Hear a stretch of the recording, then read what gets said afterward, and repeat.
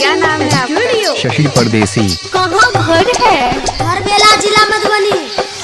मिलो एह बौगे राय तनु काके की कहली रे? आई बड मूड बनल छे सुन ना। दुर्जो मिलो एह बौगे राय तनु काके ओछान बिछा कर रखी है। की कहली रे? बिछौन बिछा कर रखी है। ओछान बिछा कर रखी है।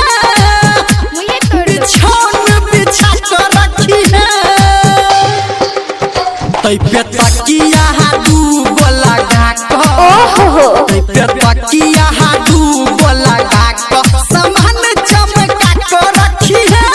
की कहली रे? समान चमका कर रखी है। ओछान बिछा कर रखी है। ओछान बिछा कर रखी है।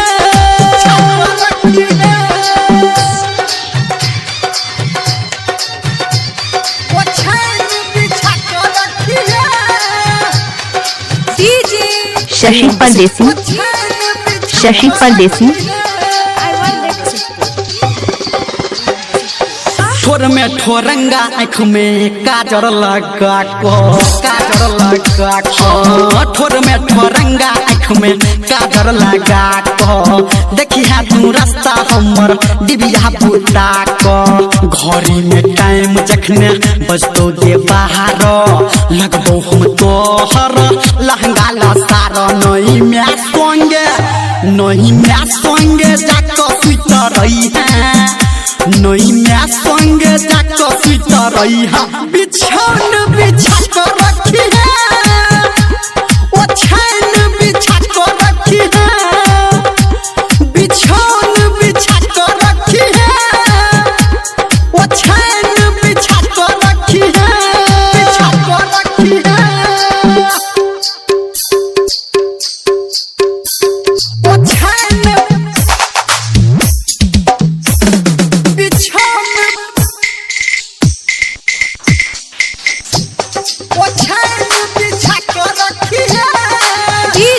शशि परदेसी। शशि परदेसी। शशि परदेसी।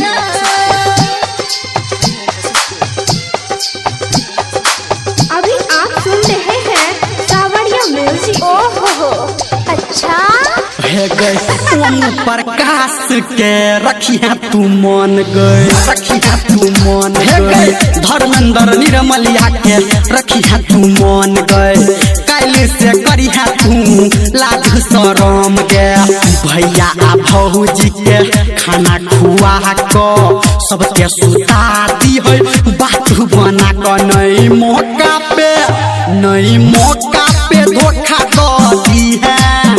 नहीं मौका पे धोखा दो दी है। ओछान बिछा कर रखी है।